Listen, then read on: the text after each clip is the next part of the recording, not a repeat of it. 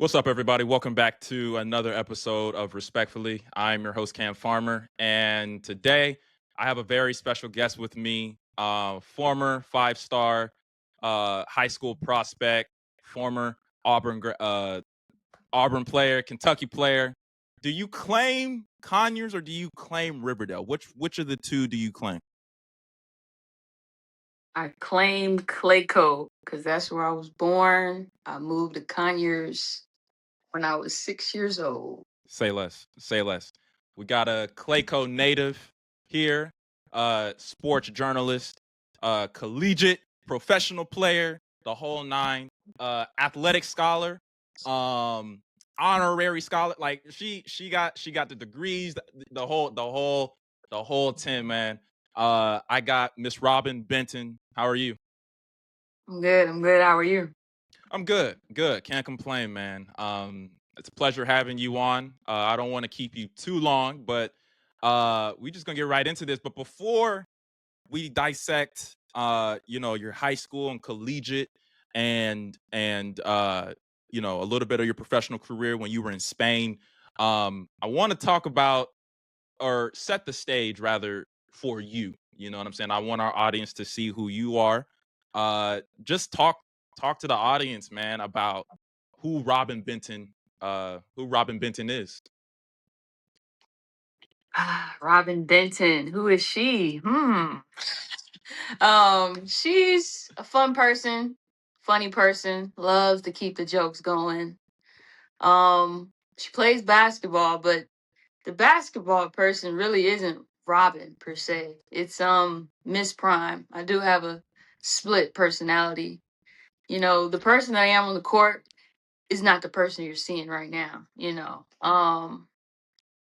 But Robyn, she loves to play basketball. It brings her so much happiness and so much joy. It's brought her joy since she was a little girl, and she stuck with it. She loves it. It's taken her all around the world, literally. And that's who Robyn is. She's a good time. She's all about the good times. Define good times. Like, what does that? If someone on the street were meeting you for the first time and their first experience was a good time, define what that would look like.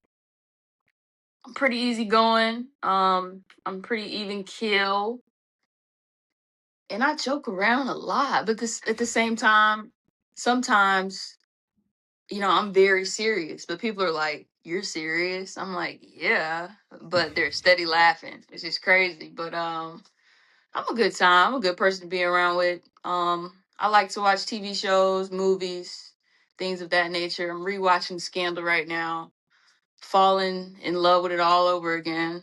Um, they're just gonna say I'm a little goofy too. That's all. And that's not a bad thing, you know. I think you're the life of the party, as some individuals may attest to that. But yeah, I'm happy you did that. And you talked about yourself in that fashion because some of our viewers, this may be their first time, getting a chance to know you. So, but I wanted to kind of go back to your roots a little bit. When I was doing, some research, especially on your college profiles, with Auburn and Kentucky, which we'll get into later, said you're from Conyers, Georgia. But a lot of people don't know that you are a Clayco native, Clayton County native from Riverdale, Georgia. Talk about those humble beginnings, man. How did you fall in love with the game? How did you become introduced to the game of basketball? Yeah, just talk a little bit about that. So when I was little, I just like to play. I was wild. Like I would come home with like what's it called? Like grass stains on my knees. Like I was rough, tomboy, of course. Like you know how like little girls they walking around trying to be cute on the playground? No, I was in the action. I was out there playing basketball, playing all kind of sports, kickball. Love it. I just love to play. So growing up, I tried all the sports, soccer when I was really young. Softball and basketball is what really honed me in. So when I got about, I want to say 9 or 10, I was still playing softball and basketball. I was kind of like playing both of them. And I picked basketball. I picked basketball, one, because it was a bigger crowd. Mm. I'm that type of gal. Like, I play better when there's a crowd there. Whatever, right? Yeah. And Yeah. I loved Candace Parker. Wow. Played for Tennessee. My brother, he played at Tennessee. My dream school was Tennessee. I wanted to go to Tennessee. Not because What? my brother went there. I mean, it was cool that he went there, but it was Tennessee. You know what I'm Wow. saying? This was, the school that you go to for women's basketball. Yeah. Um, I love Candace Parker growing up. I don't know. And when I was little, I didn't really have necessarily all the skill, especially like offensively. I really didn't. That came later. That came when I met my trainer, Sean Sherman. But I was a defensive menace. Mm. I blocked shots a lot. And I wasn't even that tall. I mean, I was probably what, 5'6". No, but Mm. I'm blocking shots like I'm 6 feet. It was crazy. I look forward to it. I really got that from my dad. My dad taught me how to block shots. Yeah. Um, so in the 7th grade, 6th grade, started to really turn the corner with my offensive game. I really did like Tiffany Mitchell from South Carolina. I really liked her game. She played on both sides of the ball. That was really important for me. I just didn't want to be a one-sided player. Um, Fell in love with Tiffany Mitchell. Just loved everything about her. So, as a young kid, I'm like, dang, I need to go to South Carolina now. Like, Yeah. Yeah. and then South Carolina was literally on the rise when she was there. Right. So I knew I wanted to go to college. I knew I wanted to play basketball. Um, and also my favorite NBA player was Melo at the time. Word. My email is rbmello@bellsouth.net. I love Melo. Yeah. I love Melo. Because I was watching this one game. This is when he was playing for the Knicks. And man, he literally came back, like back to back possessions, hit like three threes, like walked straight into him, and then they won the game. I think they beat Chicago. Yeah. It was I, Chicago. Yeah. yeah, I'm Yeah. like, I immediately went outside and started doing the same thing that he was doing. Wow. Like, I like how Melo, he drops his hands. Like, you know, I'm a pretty good copycat. Yeah. You gotta be. I mean, how is she gonna get better, right? Right. You gotta take away from the greats. And Right. so I was a Melo fan. I wanted to shoot the ball like Carmelo Anthony. He was my favorite men's basketball player. But as far as idols go, Candace Parker. I actually saw her when I was little too. I was, I don't know, maybe I was 6 or 5, something like that. Wow. And I saw her in the airport. My mom was like, I was like, Mom, there go Candace Parker. She over there at Chick-fil-A. She was like, girl, no, it ain't. That ain't Candace. I was like, yes, it is. That's Candace. That's Candace. That's Yeah. Candace Parker. Yeah. I left my luggage literally in the walkway. I left it and went to Wow. go to Candace. And my mom was like, dang, that is Candace. Think about 6'5". I mean, who else could it be, right? It ain't like, Candace Parker got some lookalikes. Facts. Facts. So we ended up getting a picture. We got a picture. It was me, Candace, and my baby sister. She was like a baby at the time. Yeah. My Yeah. No, that's love, man. So you said that Tiffany Mitchell, her being a part of the rise of what South Carolina is today, but you wanted to go to Tennessee beforehand. So when you were playing, and I guess this kind of transitions over into um, you know, high school, was there I don't I kind of don't want this to be like a selfish question in a way, but was there ever any school that you were hoping that would recruit you before Auburn in Kentucky, like before Auburn came? was there a school that you wanted to go to? And I'm assuming you're probably going to say Tennessee, but I want you to say it. Like, was there any school that you were hoping to at least like look at you because of the skills that you possessed on the basketball court? Oh yeah, Tennessee. Mm, mm, Tennessee, baby. mm. Rocky Top. I love that. Rocky Top. Yeah, Rocky yeah, Top, Tennessee. I wanted to go to Tennessee, man. But I also thought about going to South Carolina too. Cause, I just wanted to be just like Tiffany Mitchell, you right, know. right. So Yeah, definitely those two schools probably. yeah. So your coach, Coach Grooms, she's a UGA alumna. And I was watching an interview. I guess this is the Gwinnett Daily Post. They did an interview on you, Game Changers, entering your senior season rather. And we're gonna get to that in a second because y'all squad was tough. Um, but Coach Groom said, "Yeah, man, I'm kind of sad that UGA didn't get her because UGA, that's where I went to school and stuff like that. Like, you didn't wanna go to come to Athens? Nope. What? I ain't want nothing to do with Athens. Dang. Why? Like what was it about Athens? Like you don't have to go into detail, extreme detail about it, but what was it, first word that comes to mind that you didn't necessarily get that vibe from that Auburn did a good job of um, you know, displaying to you? Well, for one thing, my parents, they want me to go to Georgia. Mm. Bad. They want me to go there bad. So they Wow. can come to the game. Yeah. They can come to the game. Um, some of the stuff really didn't have to do with Georgia. Honestly, I just did not want to be that close to home. One. Mm.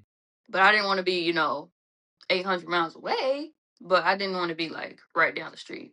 Conyers is not far from Athens at No, it's, all. no, it's not. Um, Yeah. I didn't want to be close to home. I'm gonna be honest with you, Georgia, they act like they ain't want me. Yeah. hmm What? Yep. They act like they ain't want me. So why would I want to be there? If you don't want me, you're not gonna be able to have me. Yeah. Yeah.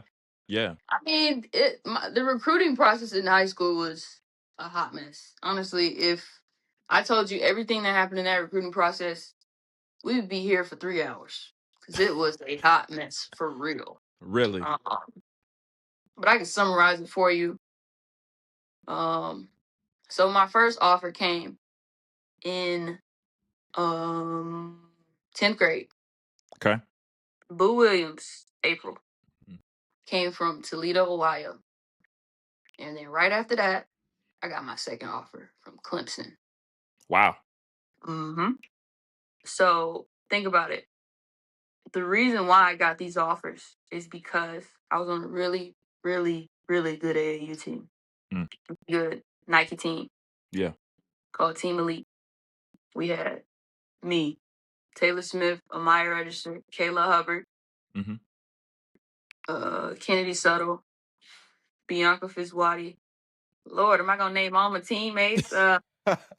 Jewel, she was there part of the time. Victoria Saxton, she went to South Carolina. Okay. Um, trying to think. Cameron Swartz, she came on late. Um, think Mayola Willis, she was on that team too. Mm. We just had a good team. I Yeah. probably didn't name everybody. God help me. Yeah. We had a good team, great team. Yeah. Like this team was legit, and it was ran by first it was ran by the late Kirk Pointer, and then Kayla's dad took over, Chad Hubbard. He took over, and we were good. Like Monsters. we were pretty good. Not gonna lie, we only lost like probably one game out of 3 years. Like we did not play around. Wow. So there was a lot of talent on that team. Mm. Think about it. These people Yeah. are from Georgia, Yeah. Yeah. right? Yeah. So V had most of the offers because V was a big. Mm. She could block anybody's shot. You Yeah. taller than V, she could still block your shot because she could just jump. Yeah, like, that high. So she was probably the most recruited player on our team. for sure. So Georgia, they knew about us. They knew about our team. We're Mm, from Georgia. yeah, We going around the whole United States, whooping everybody's behind. But yet Georgia, they act like they didn't want to offer the people that was right there. right. And so Georgia, they finally did offer me, but then they were telling people that they didn't offer me. What? Yeah. Hold up. Wait. Hold up. Wait. Nah. Georgia, the recruiting offered you, but they went around telling people that they didn't offer you. I can imagine why you don't feel wanted. I mean, I just was never, I'm gonna be honest with you though, I was never really high on Georgia. Okay. Like, I went to the campus, I'm like, man, I'm not feeling this. Like, I just, I didn't get butterflies when I went to Georgia. Mm, My parents, they were like, you need to go to Georgia. You need to go to Georgia.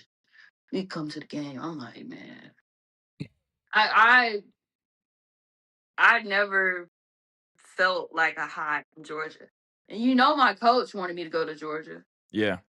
Yeah. Lady. Yeah. She put out a statement that I was going to Georgia. What? Yeah, and my teammates, they showed me that. And my teammates, they know me. So they know it wasn't true. Right. You know what I'm saying? Like, cause I couldn't stand Georgia.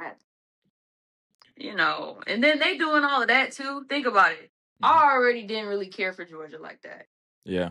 I didn't. Think about it. I grew up, my brother went to Tennessee. Mm, You see right. what I'm saying? Like, Right. you know, and then I wanted to go to the big school. I wanted to go to the powerhouse. Yeah. And Georgia probably was a powerhouse like back in the day, Hmm. but like recent is Tennessee, Yeah. South Carolina, UConn or whatever. But closest schools to me was Tennessee and South Carolina. I wanted to Right. go to the big school because I felt like I was a big dog, right? Yeah. No, for sure. You are. Yeah. But yeah, I didn't really care much for Georgia. But then they offered me, then they said they didn't offer me. Like, which one is it? Yeah. And honestly, I got ranked really high late. I went from 99 Hmm. to 17. 17. So, Yeah. yeah, my junior year was phenomenal playing for Team Elite on the circuit, summer ball. We won the Nike Nationals. You I did. played really well, super well. So I went back to 17, and then I get that 17, they like, come on, are you coming? You come you still wanna, but I was already committed. I was Yeah. already committed to Auburn. I Right. committed early, like, because I told you it was a hot mess. Yeah. My recruiting. It was bad. Honestly,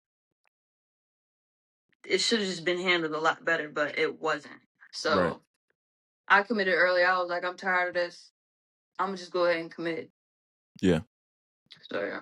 Yeah. No, because when I watched the when I watched the interview, the description had Auburn signee, Robyn Benton, and I was like, dang, she committed pretty fast, like before she even graduated from Greater Atlanta.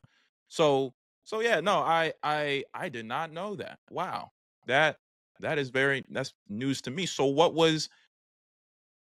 how did Auburn um display to you and your family, but specifically you, how did they display that they really wanted you? How did they display that we're going to put you first? We value your presence.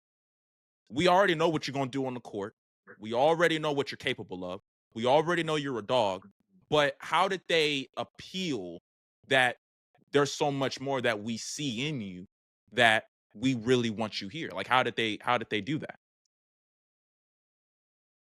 So when Auburn they came, this is when home visits was still happening. Sure. They came, head coach came, assistant coach came. They came to my house, and man, they put on a show. Mm. It really showed that they wanted me. And I used to go to Auburn all the time. Like when they Wow. started recruiting me. Yeah. It was a good time. The football game. Slayton was there, you Mhm. know. Slayton was at Auburn. And this is when Auburn was like good. They had an offense. Ugh. um so I enjoyed going to Auburn. And honestly, the girls that were there, they sold it to me. They sold it to me. They used to do like these dances that went viral. Mhm. And honestly, I did want to play my freshman year. I didn't want to sit. Cause that's another thing too. You know, you can sit or you can play depending on where you go. Right. I knew that I would play. Okay. Looking at that team, looking at the roster, they had some people leaving. So the people that were leaving, it was some guards that played, so I could, just come right in and play. Probably, I didn't think that I was gonna start or anything like that, but I knew I would play. Sure. Like I knew that I would come off the bench and play. Auburn, they offered me. They didn't act like, oh, we don't want her. They really did sell it that they wanted me really bad. The official visit was amazing. I had the time of my life down there. Good. I was Good. like, yeah, I'm going to Auburn. I was like, this, I'm going to Auburn. And Yeah. it's so funny because when I committed to Auburn, I think the head coach for Georgia, she was sad. The lady was sad, but What? I'm like, why are you sad? You know, Yeah. You didn't want me. Like it didn't like it didn't you didn't do a good job of maybe just they did want me. They just didn't want people to know. I don't know. yeah. Yeah. Yeah. No, that's real. We're gonna get to Auburn in a second because I wanna talk about your time there. But I wanna go back to Greater Atlanta. You tore your ACL. You talked a little bit about that. Mm. In tearing your ACL your freshman year of high school. And then when you came back your sophomore, junior, and senior year, you were either in the final four of the state championship or the national championship. Um, talk about that process because you made a quote. You said the process made me better. Talk about what all went into that process. I can see you smiling because I know you did a lot. Um, talk about that process. Like, what did you do that not only elevated your game, but also made you an all around better player? Like, talk about that. Well, this is around the time that when I tore my ACL, a lot of people had tore their ACL before me on Okay. that team I was talking about. Okay. I had a lot of teammates tore their ACL. They weren't the same. They looked weak, uh, timid. They just did not look the same. So I was scared of tearing my ACL. I'm like, Mm. oh my God, like, am I not gonna be the same? You know, it's in the back of your mind because you're seeing these people go through it, you Right. know. So eventually when I tore mine, I was at a point in my life where I was good. Ninth grade, I was good, but I wasn't great. Mm. Couldn't really tell me nothing. I was one of them. Yeah. um, man, getting hurt was one of the best things ever for me. I Mm. hate to say it. No one wants to hear that Yeah. or see that, but it was. I finally got my body strong. I finally started lifting weights with my dad. Yeah. Went for strength training with KP. My whole mindset changed. Even me stretching, I ain't even used to stretch. Yeah. After I hurt myself, oh, I was stretching then. Yeah. For sure. It was imperative because I didn't want to get hurt no more. You Yeah. know, my whole mindset changed. I was like, man, I gotta eat better. I gotta do better. Know better, do better. Hmm. I gotta do better. And I'm gonna be honest with you, the main thing that drove me is that I did not want to look like my teammates. I Mm. did not want to wear a brace. Mm. I did not want to be weak and timid. First of all, that's just not the player I am. I didn't want to be out there tiptoeing around. I wanted to be, I wanted to be like, boom. Like, I wanted people to be like, oh, she was hurt. Yeah. That's what it was. Yeah. I remember my AAU coach said, he was like, man, you're the best person I've ever seen come off ACL. And that was the whole goal. And honestly, I had two people that did my rehab. I had Emery, and then I had Damon at ProFit. And Mm. then at ProFit, I had KP. He trained me. And I'm going to be honest with you, I was so scared of him that I wasn't even scared of being hurt Yeah. Yeah. because he was so intense and so, punctual, but he will get you right. He'll get you back explosive to the way you used to be Sure. or better than you ever were. Like, he is intense. I mean, he will clap his hands and you'll be like, oh my God, like, Yeah. Yeah. like, let's go. So definitely those three people. And then, I still have my trainer, Sean. Basically, I was sharpening my tools even though I was hurt. Mm. But I was better, like I was stronger. And like I told you when I was a little girl, I love to play basketball, Yeah. but I also like to win. I'm a winner. Mm.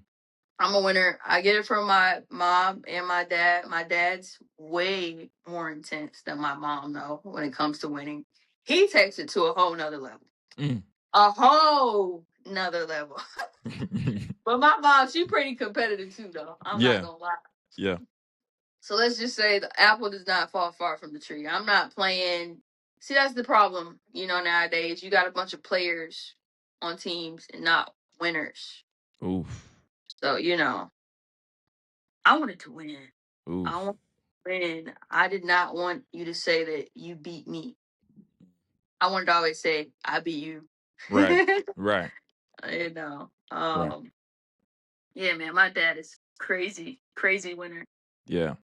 Crazy Yeah. winner. Some of that is in me. Mm. Yeah. I can see it. I can see it for sure. Now you spoke on perfecting your tools, your craft, even while you were, rehabbing. Um, what were those tools that you worked on? Was it your shot? Was it your bag work, your dribbling? Like what your footwork rather? Like what were the tools in your arsenal that you were working on?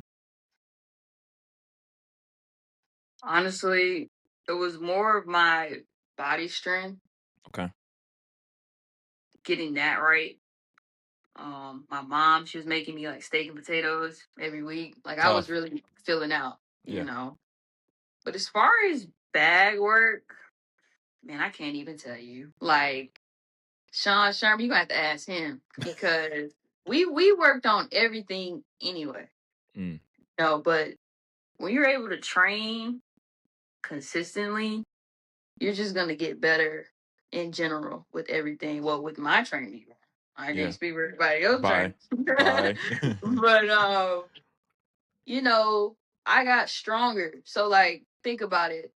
I can shoot threes from a longer distance. Um, I can finish stronger. Yeah. Dribbling.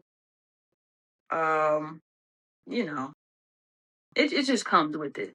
Mm. But the main thing was I don't want to come back timid, slow, non-explosive, with a brace on my knee. I didn't want any of that. I was like, I want to come back from this thing different, better, like I wasn't even hurt. Mm. And that's what I did. Yeah.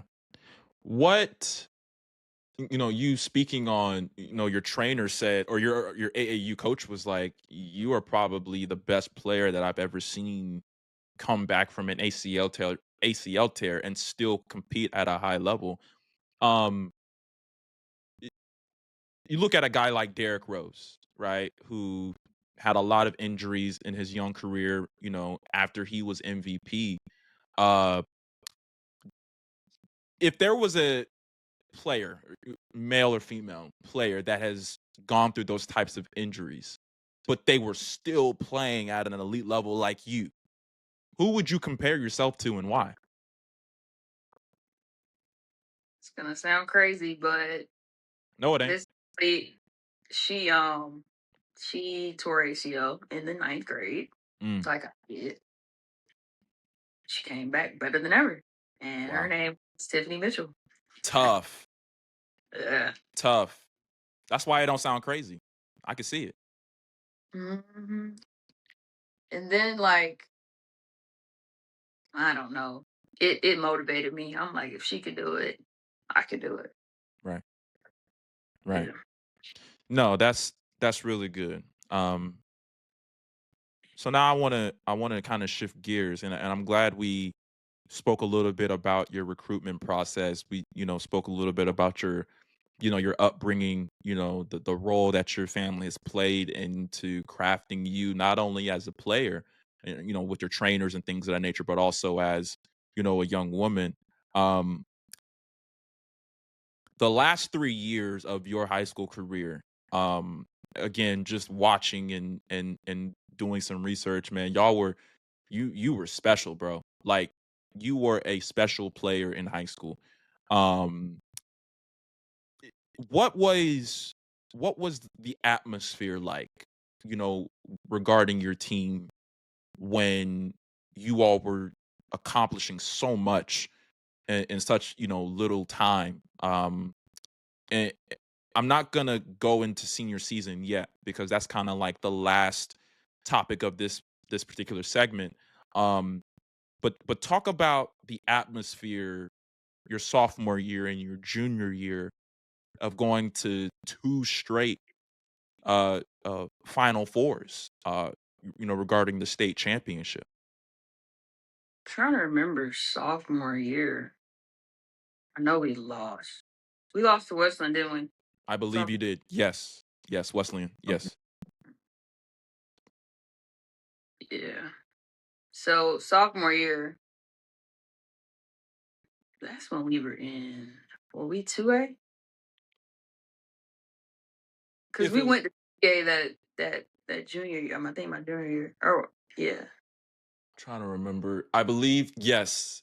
I believe if my memory serves me correctly, I got to go back and see it, but I believe you all went to 2A that junior year.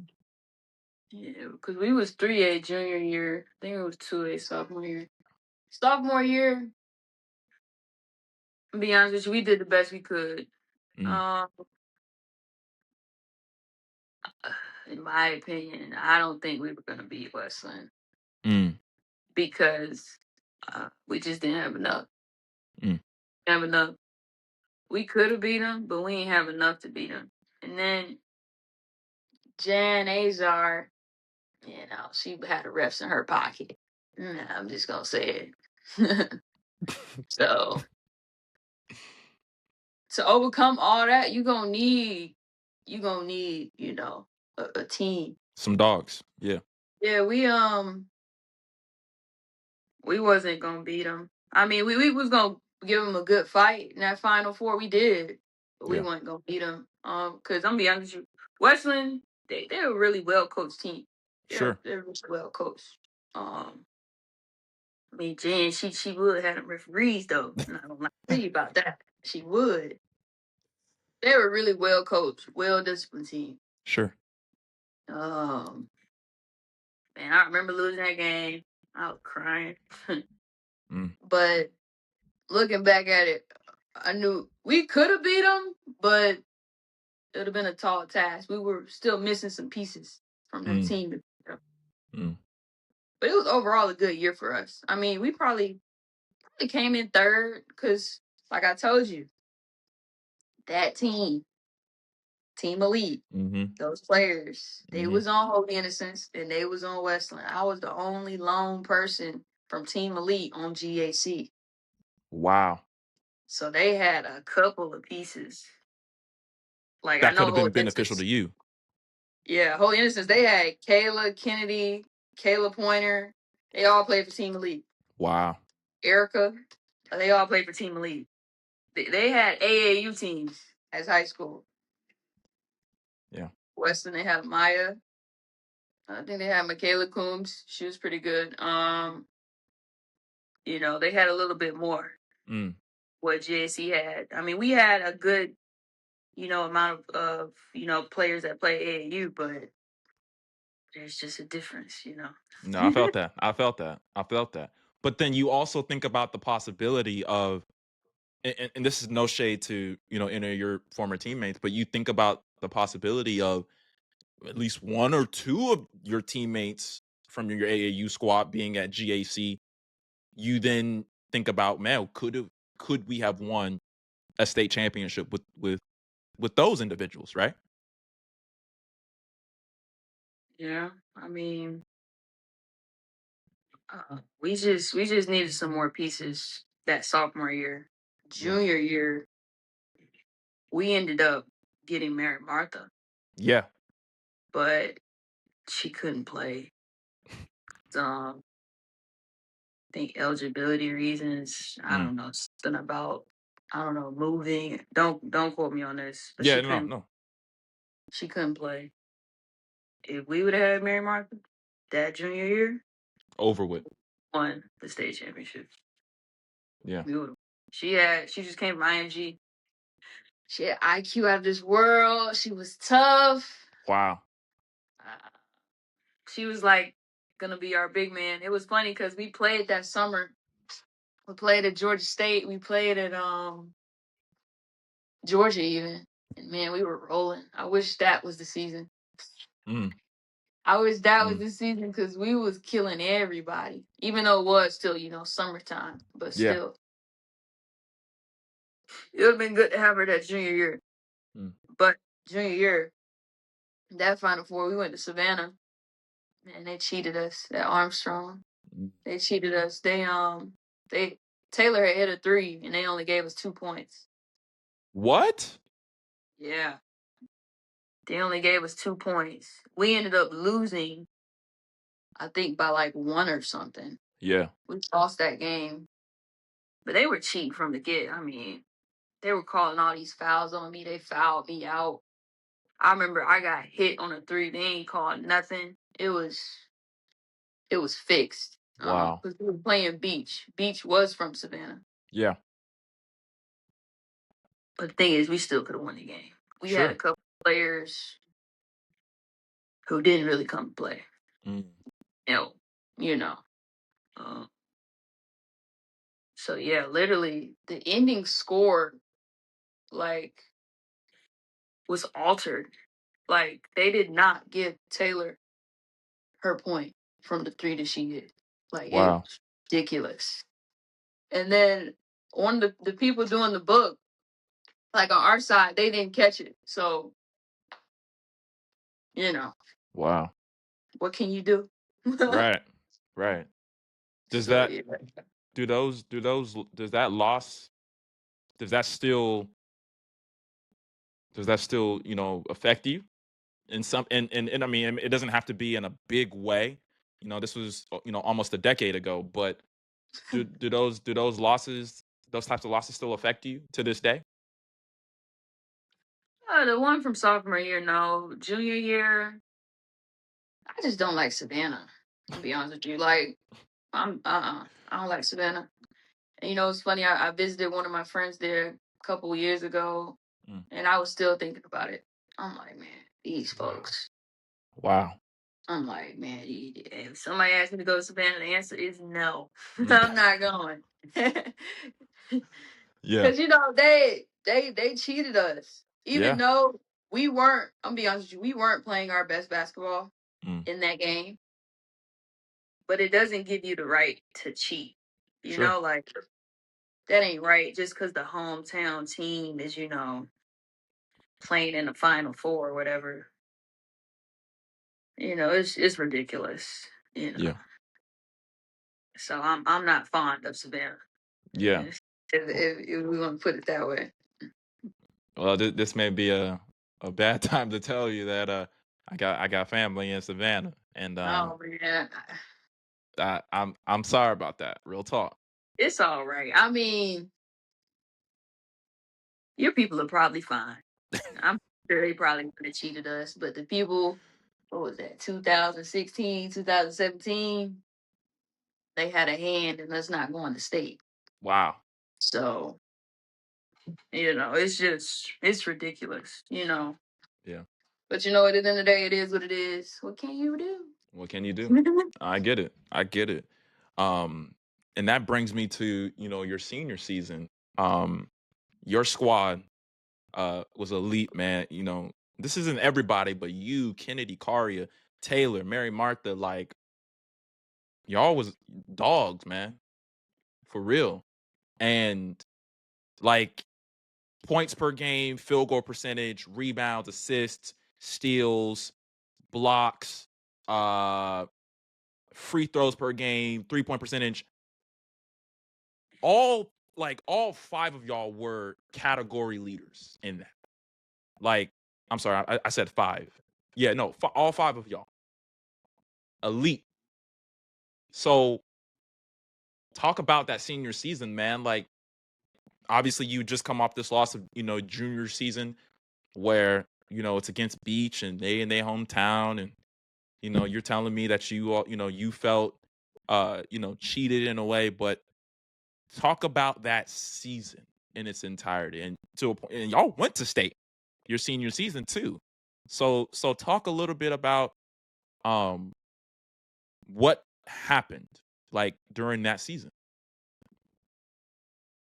Good season. We finally had all the pieces that we needed. Mm-hmm. Like you said, all those people, good pieces, man. Mm. Honestly, we had some time together, even though Mary Martha didn't play that year. She was still practicing with us. Sure. So we had chemistry. Everything was going good, going real good. We went to Naples. We played in this tournament. Because I was trying to get the McDonald's All American, being ranked so high. It was one of those tournaments, that you could showcase yourself. Right. But we was playing versus some really, really good teams down there. Like really good. Yeah. Not your typical high school team. You playing versus AAU teams that, are on a high school Are in team. high school. Yeah. Yeah. So we went down there, we played, I got hurt. Mm. I got hurt. I hurt my knee. Mm. So I was out for the rest of the season. And I hate that because honestly, everything that I wanted was literally about to be right Right there. there. Mm-hmm. Yeah. But I got hurt. And, so I stayed with the team, though, because it was a good team. Mm-hmm. I mean, the average AAU team can beat high school teams any day of the week, you Yeah. know. I stayed encouraged the team. We still had a good squad, even with me not playing. Sure. We beat Beach. I think that was an Elite Eight Mm-hmm. or the Final Four. It might have been the Mm-hmm. Final Four. Yeah. It It was was one of it them. was one of those. Yeah. Yeah, it was one of them. We got revenge on Beach, but at the same time, it wasn't revenge because I think we played Beach at home. It Mm. had to be the Elite Eight. It had to be.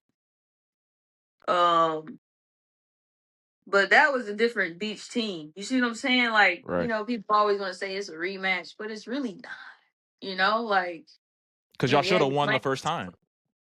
I mean, yeah, but it's just like we had different players, they have different players, Right. so it's really not the same, Right. Right. But we beat them. Mm-hmm. We was hyped. I remember being in the locker room after that game. We was turned up because all that angst from last year. Right. We was hyped. Then we played another Savannah team in the state. I think their name was it Johnson. Is it Uh-huh. Johnson? Johnson. Oh man, that game. Talk a I little never, talk a little bit about that. Like what went on in that game? everything that could go wrong went wrong. Wow.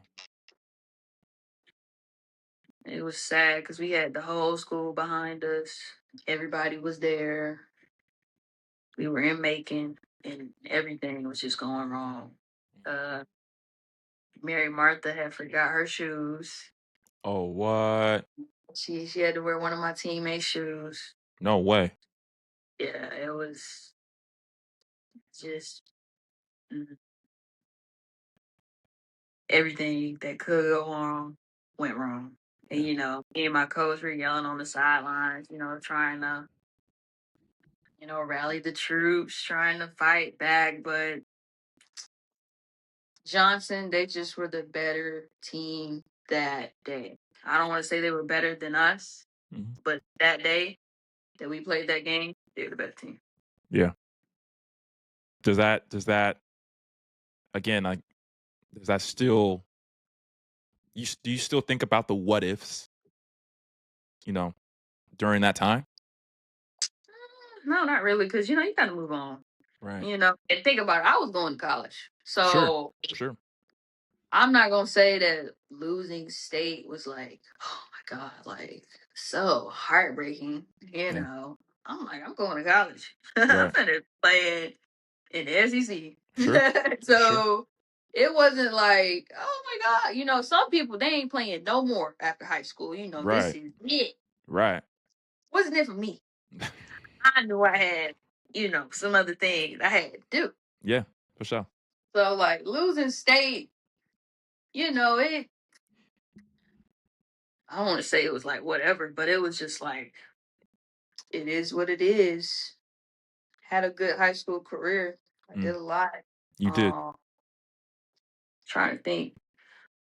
The thing is, though, I'm gonna be honest with you. This did bother me a little bit that some people, like on my AAU team, they had state championships, Mm. and I didn't Mm. have one. But let me tell you something. I got over that because I got a SEC ring, Sure do.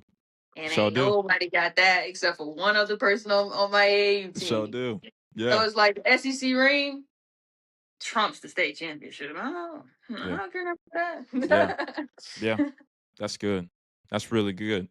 Would you ever consider, if the opportunity presented itself, would you consider uh returning back to GAC to coach? Mm, What? Why not? I'm gonna be honest with you. I don't think I could. I don't think I could coach. Word. One because I'm not gonna lie. I've done some things to coaches, that wasn't that good, Mm. and coaches have done some things to me that wasn't good. Ever since I was in middle school, I've had problems with coaches. Wow. So I'm gonna be honest with you. I think I would die early if I was a coach. I think my hair would fall out. I think I would just be stressed. I'm not trying to. I've never had the coaching urge. And you know what's crazy? So many people would be like, man, you would be a great coach. You'd be a good coach. I'm like, hmm, I don't want nothing to do with that. What I have put coaches through and what coaches have put me through Yeah. is this. Then I'm not gonna be no coach. Mm. Yeah. I mean, I could do it, but I don't want to do it. You see what I'm saying? Sure. Like, and then it's just so much that goes into coaching. So many politics. Mhm. I have dealt with politics on every level. Middle school, even Wow. high school, AAU, college. Coaching isn't as simple as it seems. It could be simple, but at the same time, it's not because there's so many other factors involved with the Sure. coaching. It's ridiculous. And I've been burnt by some of it. Mm. So the world is better off if Robyn Benton does not coach. Wow. Yeah. Do you think is there an apprehension, and I'm not saying like there is, but is there an apprehension that you feel like you would, display some of the characteristics that your previous coaches displayed to you that you would display to your characters? Like, is there a fear of that? No. I wouldn't pick up bad traits or bad ways of doing things from coaches and project that onto, kids. Sure. I would know not to do that. But at the same time, it's just like, I mean, I have no desire. Mm. Zero. I'm gonna be honest with you. When I was a little girl, I wrote in my journal, I said, I want to be a professional basketball player Yeah. and I want to be a sports anchor. Mhm. Like I said, work for ESPN. That's what I Mhm. said. Talk about sports. Coach never crossed my mind. It's never crossed Wow. my mind. High school, college. I don't have it in me. Mm. The thing is, when you're a person that goes all out for something, you want to give it your all. You want to give it your best. Sure. I don't have an ounce in me that wants to coach. Maybe I can mentor, Mhm. but Yeah. I Yeah. ain't got nothing in me that want to coach. Nothing. It's just because of what I've been through with these coaches. Mhm. And I'll be honest with you, I done put some coaches through some things too. You know what I'm saying? I'm being real honest with you here. Like, I'm not no goody two shoes. I Yeah. mean, I'm a goody two shoes, but you get Yeah. I get what you're saying. Yeah, yeah, yeah. I just Mm. because the main thing when I was little is I wanted to be on TV. Yeah. I was like, how can I get on TV? I was either like, I gotta be a sports anchor or a TV personality, or I could play sports and be on TV. Yeah. So yeah, coaching, nah. Yeah. That's yeah. Okay. No, I get it. I definitely think with anything that you do that you definitely want to be intentional about it. And I would rather, you know, pursue something. I would rather be, you know, intentional in not wanting to do something than than doing something that I'm not giving my all to. You know what I'm saying? Especially uh if it's something that I don't really like. So I definitely understand. Um you have GAC alum Ben Shepherd. He got drafted to the NBA a few years ago, played a pivotal role in Indiana's quest for a title. And in my personal opinion, I think if Tyrese Halliburton doesn't get injured, I think Ben Shepherd and the Pacers would be NBA champions today. Um, but what was it? What was it like? Or let me ask you this: like, was there a relationship that you had with Ben? Seeing that you all both came from GAC, he graduated after you, so to speak. What if there was a relationship? What was that like? Yeah, Ben, he's 1 year younger than me, I think. Okay. We didn't talk a lot though. Like Yeah. I can't tell you a conversation that we done had. Mm. Got you. But we Got you. did talk to each other a little bit. He was always smooth. Always smooth. Like me and my dad would talk about it all the time. We would watch the boys. We'd be like, Ben is smooth. Now I didn't know he was gonna grow up and be 6'6". He grew up. You know what I'm saying? Yeah. Yeah. So him being drafted to Indiana, man, bravo. I Yeah. actually need to hit Ben up on Instagram and be like, hey man, give me some tickets, man. Yeah. Yeah. Yeah. But I'm happy for Ben. He was always smooth. Always. He always played smooth.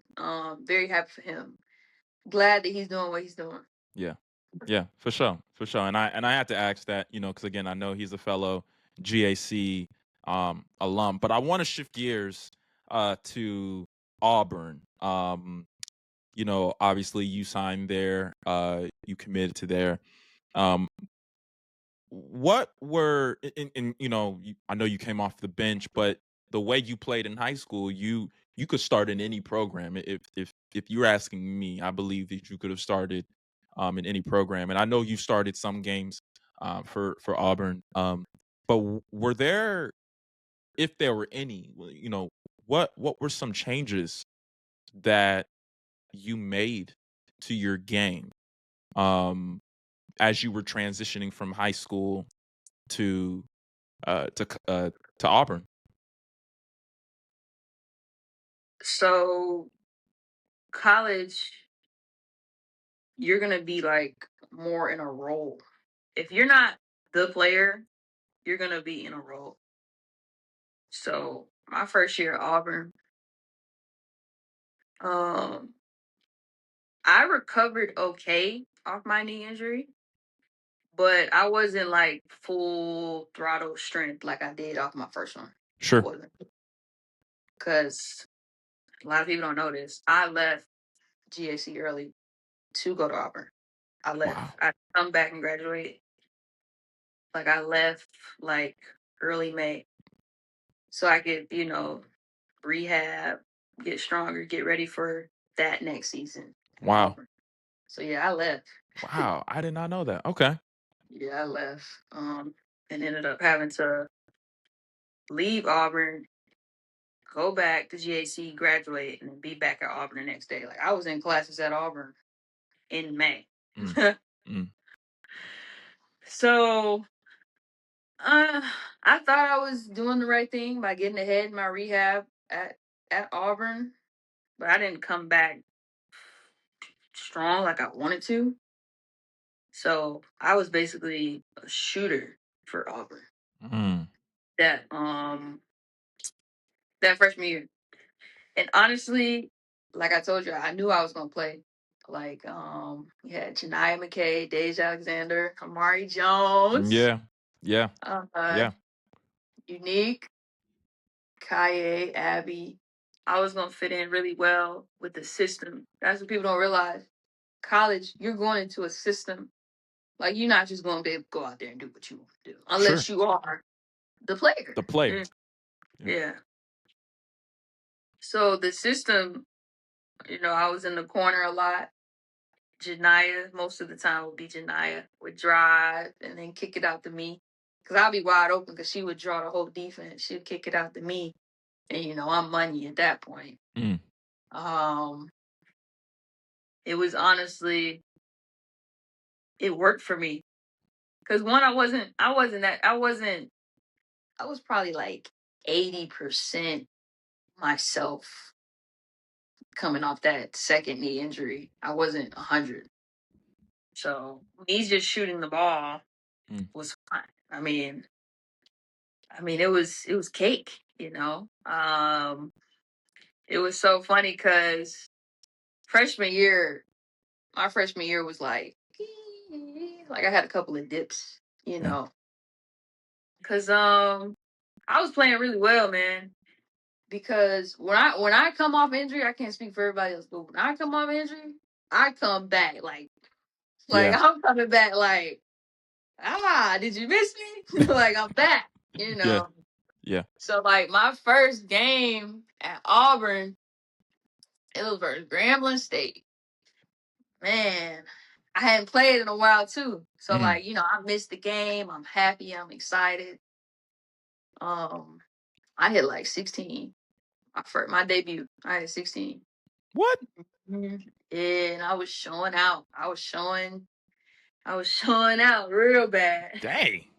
Yeah. I had stole the ball with like a couple of seconds left Mm-hmm. in the game. And I did this scoop layup, and then I did my arms Tough. uh to the bench, and they was Tough. going crazy. They was going Tough. crazy. Yeah, so like it was a new era because that year before Auburn had lost a lot of games, like losing record, and they had trouble scoring. Right. That was their thing, really. So like me and Brooke, Aaron, we came in, we provided a little bit more of a scoring boost.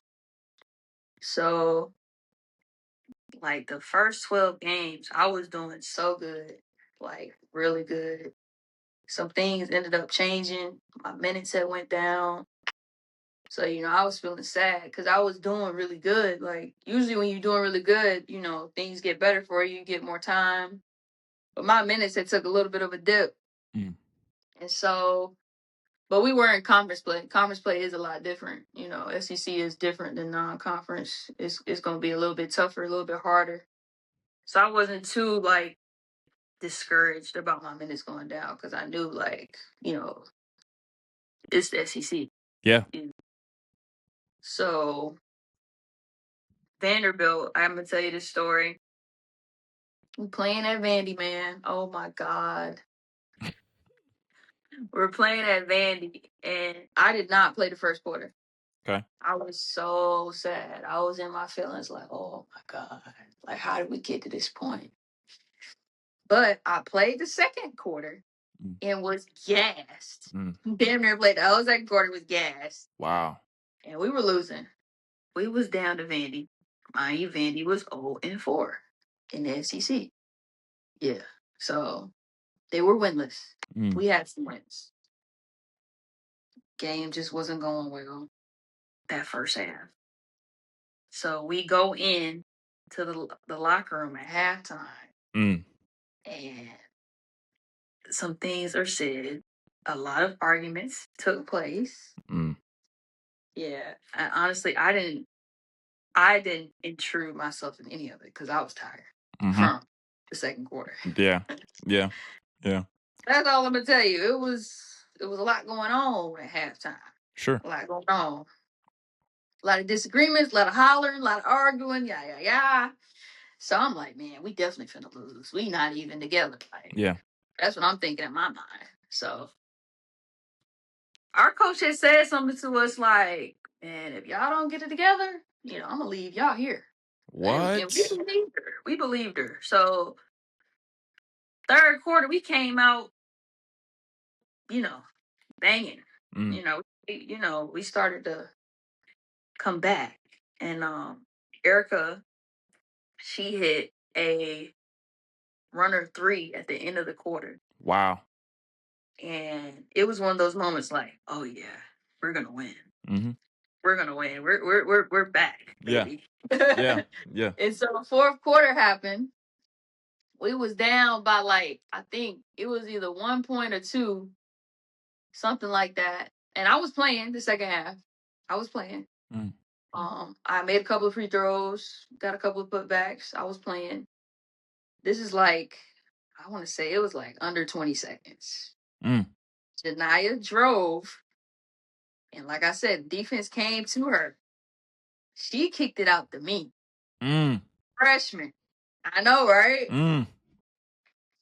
I caught it. I drove it because I knew the time. I knew the time that was on the clock. I was driving. The girl was following me the entire time I was driving. Sure. Like, just draped all over me. Wow. So I was like, I'm going to shoot this. And I was so focused on making it because I knew the situation we were in. I'm like, this is it. Mhm. I was driving. I pulled up. It looked so bad. My feet were this way. The goal was that way. My feet are this way. I shot it, and it bounced in and won. Wow. Yeah, it was crazy. That was Tough. my first game winner Tough. ever in my life Yeah. at Vandy. And then we ended up winning that game, and we went home happy. But see, like how crazy that game was for me? Mhm. I was feeling low first quarter. I was like, man, I'm not even playing. I was sad. But then I ended up hitting the game winner. Sure did. It was funny because when I hit the game winner, I got up like I had just hit 30 points. I Wow. was like, I do this shit. Yeah. Yeah. Basically. Yeah. But I mean, that's freshman year for you. It was just, Yeah. unless you are the woman or Mhm. the guy, and you have plenty of opportunities to, do what you can do. It was funny because I did win SEC Freshman of the Week that week. I Sure. won it. Yeah. You did. Because all the other weeks, Ryan won it. Mhm. She won all the Mm. other weeks Yeah. because she played a lot more than me, Mm. and she put up some really good numbers. Yeah. So that was the one week that I won it. Mm. Is when I hit that game winner. So Wow. I felt pretty good about myself. Yeah. Yeah. I can tell that that freshman season was definitely that was a mental there was a lot that you had to overcome mentally, as well. So I'm happy that even though that you were still feeling those emotions, you were still ready. You know what I'm saying? Like when your coach puts you in, like, nah, Robyn, like, come on. And when the time presented itself that we gonna need you to be her, the time showed up and you delivered. So I really I need to go back and see that game. I'm sure it's on YouTube. But I'm gonna go back and watch those highlights for real. But nah, that's a I really like that for real. How did that affect your confidence going forward? Oh man, you couldn't tell me nothing. Mm, mm, I was back. I wasn't feeling sad no mm. more. I'll tell you Yeah, that much. yeah, You have a moment like that, you ain't thinking about nothing else. I got SEC freshman of the week. yeah. I remember this guy, he had came to Auburn. He was an early enrollee for football, and he was trying to talk to me or whatever, right? Hmm. This is right after that game. So I'm on TV, I'm on the ticker, I'm on the little thing down there. I've Right, been game winner, you know. right, right. So I remember he was walking with me. I don't know, we probably going to wellness, something like that. We come back from class, and he was walking with me, and he thinking he all that because he played football, whatever, right? But his teammates were coming up to me while he was right there, walking with me. It was like, "Yo, we saw you hit that game winner, ooh, Tough. da da da da da," and I was like, "Yeah, that was me." Yeah. And so it was so funny because I looked at him when he was next to me, and I was like, "Yeah, I'm the big woman on campus. You better recognize who you're dealing with, you Yeah, know." for sure. So yeah, everybody was coming up to me. My parents, they was happy, like they could stick their chest out a little bit, especially my dad. Oh Mm, my god! But yeah, I was fine after that, confident here on out. yeah, for sure. For sure. But there No. was a time where I'm like, oh man, Yeah. I can't believe this is happening to me. But that was gone after I hit that game winner. Sure. Sure. Sure. So how talk about uh your process in going to Kentucky because you talked about how Ryan, you know, the 1 week that you won SEC, freshman of the week, Ryan, you know, was winning all the other weeks and stuff because of the numbers that she was putting up. Talk about your transition to Kentucky, where Ryan Howard was your teammate and friend, and our mutual friend Nia Leveretter, you know, was a friend and a teammate to you as well. Like talk about uh that transition to Kentucky. So my sophomore year at Auburn, I was hurt for half the season. Mm. Uh, had some foot issues. Man, them Under Armour shoes are not good. I'm just gonna say that. They probably done got better now, but Yeah. um, like how I was telling you about Janiyah McKay, Janiyah had graduated.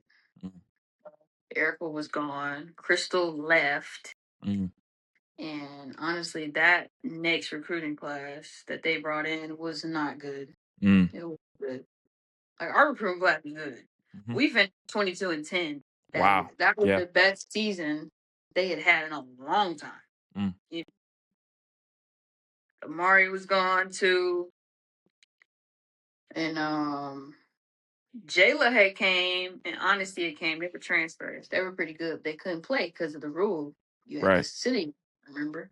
Right. So the team really was not that good. We weren't that good. And the scheme that the coach was trying to do, it didn't fit the players. Mm, It didn't fit the players, and honestly, she wasn't trying to change it. Like I told you, I like to win. We were getting our head beat in. We were getting our head beat in. So I told my parents after one of the really bad losses, I was like, I need to transfer. mm, I said verbatim, I said I either need to go to Tennessee, see if I get a ring there, or go to Kentucky with Ryan, go get a ring there. That's literally what I said. mm, And my parents was like, all right, just finish out the year and transfer. And me and the coach, we really wasn't seeing eye to eye no more at Auburn. mm. We weren't. Uh, we had our exit meeting over on Zoom because this is when COVID was in. Yeah.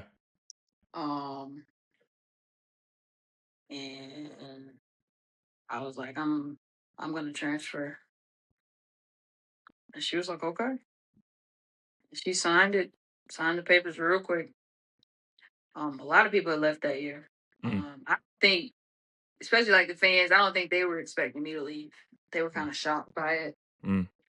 but I knew I was leaving. I knew if I stayed at Auburn, uh, I knew I wasn't gonna win no championship. I mean, I knew we lost a lot that year. I was like, we're not gonna win. Like, there's no way. And then she wasn't really willing to change the scheme of how we played. So I was like, man, what am I doing here? I'm just wasting my time. Mm, I want my college career to mean something, you yeah. know. So I left. I got in that portal. And let me tell you something. That portal, I had way more offers and interest in the portal than I did than coming out of high school. Wasn't even close. Wow. Duke wanted me. NC State. Um, just a whole like Texas Tech. Like Wow. I never to these people my high school um during high school. But granted I was committed early. I committed early, so Right. I just had way more hits. Wasn't Wow. even close. Wasn't even close. But my coach, she tried to blackball me a little bit though. What? Yeah, throwing dirt on my name. So a couple No of way. yeah, they dropped off of me. But I kind of knew where I wanted to go. I wanted to go to either Kentucky or Tennessee. But then, so me and my family basically said we got to go somewhere where the coach's influence doesn't matter. Like they don't care about my previous coach, Right. right? Tennessee. I was thinking about going to Tennessee, even though Tennessee had never called me. Jasmine Massengill, Mhm. you know, Mhm. my former teammate at Kentucky, Yeah. she had just left. I'm like, well, damn, I don't need to go to Tennessee if Jasmine leaving. What? Wow. Yeah, Jasmine had just gotten the portal, and I was like, dang. And so I had got in touch with Ryan. I don't know how, but I was basically telling her what was going on and all. And I was like, girl, I mean, come save me. Yeah. Come save me and get me to Kentucky. I wanted to go to a contender. That Mhm. was important. I mean, I just didn't want to go to, Florida or anything. Even though Florida's nice. But Yeah. like I wanted to go somewhere where we were a contender. Sure. So it was so funny because Jasmine and Ryan and Treasure, they know each other. They used to play with each other on their AAU team. Wow. Yeah. They were pretty good. FBC United. Remember that loss I was talking about earlier? Yes. Came to them. Yeah. So yeah. Think about it. I know that they're good. I know that they can play. So Wow. so me and Jazz ended up committing to Kentucky. Wow, that's crazy, bro. I know. I'm thinking about going to Tennessee, but Jazz had left, and She I knew left. Jazz was good. Yeah. So I'm like, what's going on? Wow. But yeah, me and Jazz ended up being roommates my first year at Kentucky. Wow. That is Mhm. that's crazy how life will work itself out like that. For real. But yeah, it was time to go from Auburn. And you know what's crazy though? It wasn't Auburn. I loved Auburn. Wow. The football, the way that we lived in South Donahue, we had it made at Mhm. Auburn. Made. But those losses, I just couldn't stomach them. I Mm. couldn't. And the main reason why I couldn't stomach them is because nothing was going to change. If nothing's going to change, then you're just going to keep losing, right? I Mm. mean, like I told you, I wanted my career to mean something. I wanted, some type of notoriety. Yeah. Yeah. So it was a good decision to go to Auburn, but it was also a good decision to leave. Mhm. Yeah. So when Jasmine left, I know that like to you, you were like, wait, what you mean? Like you're not Tennessee. You're Jasmine. You one of the best players in the country. Like, why are you leaving? And Mhm. then you guys, then you all transfer to Kentucky. Y'all are roommates. Um, talk about because you went to this was you transferred your junior season or at the end of your sophomore season, right? In the sophomore, getting there junior. Okay. Yeah, junior season I was at Kentucky. Okay. Yeah. And then long story short, you win a ring. Um talk about that moment where, you know, a dream of yours came true in winning that ring, with Jasmine, with Ryan, with Naya, with the rest of your teammates. Like talk about what it meant to you in that moment. Man, that was a crazy year. You know that? Mm, Crazy year. We had so many injuries. That was the problem. mm, People thought we were just losing. No, we were hurt. hmm. We were hurt. Yeah. Like, I remember I went out with my ankle. I was out for like a couple of weeks. Jasmine got hurt. She had a concussion. Mm. Treasure ended up getting hurt. Everybody in mama was getting hurt. Like, it was ridiculous. We had to sign a walk on. Wow. Like, it was bad. And Ryan was the only one that was playing, really. Even though she had, some stuff probably going on too, but she was healthier than, we were. Yeah. And then Dre, she was out for a little bit. Once we finally got everybody back together, we won 10 Wow. games in a row. Literally, Coach G was like, we got to win out. That's the only way we won the NCAA tournament. Yeah. And she was like, we could do it. We could do it. We had the talent. Yeah. The talent was just hurt. Hmm. Yeah. So that's why we were losing all those games. It wasn't because of nothing else. It's because we were injured. Injuries. So, yeah. Got everybody back together. Man, that SEC tournament, man, I'll never forget that. That's Wow. honestly the biggest highlight of my life right now. Why? Because it was the way that we did it. So we beat Mississippi State in the, I want to say second round? Yeah, second round. Beat them. Then we played LSU. This Mm. is Kim Mulkey's debut to the SEC tournament. They had a bye. Yeah. Two bye, you know. So they thinking they gonna come in there and just, win or whatever. Kim Mulkey, yada yada yada, right? Yeah. Man, we told them up. We was wiping the floor with them. Bad. You know why? Because we were so on. We were so hot. Like, everybody was hitting threes. Everybody.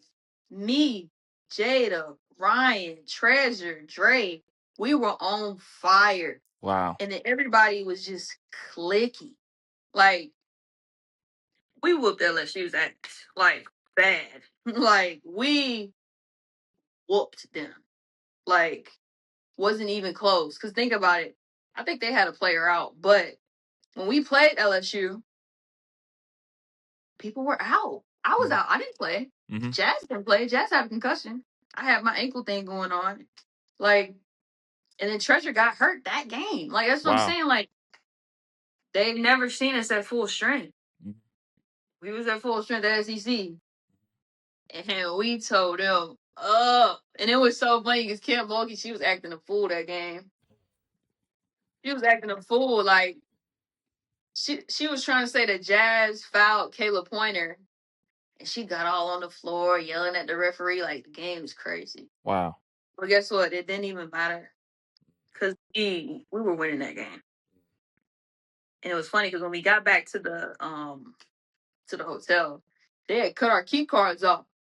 What? Why? Guess they thought we was going home. Yeah. Mm-hmm. That's not disrespect. That I'm not laughing because it's funny. I'm laughing because it's disrespectful. Because it's like, dang, you already even the hotel folk, the manager, the everybody, they all counting us out at this point. So dang, that's kind of and we don't even know y'all. That's the point. Hey, I man. know. So, They cut our key cards off. oh nah, man, that's crazy. So do y'all think? Do you think? And I want your honest opinion. If you all had one more year together, right? Y'all were that one, outside of maybe Don Staley, South Carolina, and things of that nature. Y'all were that one team that gave LSU a run for their money. So if y'all had one more year, because I know Ryan, she went to the W. Naya, I think Naya had transferred to UGA. I think, I don't remember what happened with Treasure and some of your other teammates. But if y'all had one more year together, because y'all didn't have a full season fully healthy together. Granted, y'all played healthy, winning basketball at the right time when it mattered the most. But if y'all had one more season together, how do you think that season turns out? Because that's also the year that next year is when LSU wins the Natty against Iowa. So if y'all had that 1 year, one more extra year together, fully healthy, no injuries, none of those, how do you see that season turning out? It would have went really well. I mean, I'm not a big what if person, but we had the pieces. Mm. We had it. Jazz was a great point guard, one of the greatest point guards I've ever played with. Wow. Dre Mm. could score like none other, Mm. inside, outside. Treasure, she was a really good piece. She really was. She had IQ. I'm just thinking about Treasure though. She Mm. was fun. Jada, Jada was good for us. We had a good team, man. I Wow. mean, I really hate that we broke up that next year, Yeah. but I really wish we could have stayed together. We were better together than we were apart, Sure. in my opinion. Um, that was a special team. Mm. Beat LSU down.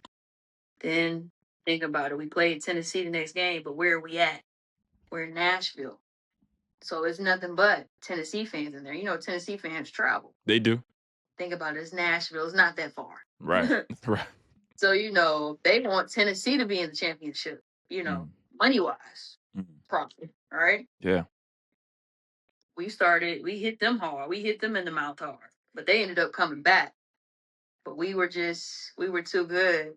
And I hit a lot of threes that game. They asked me about it in the press conference.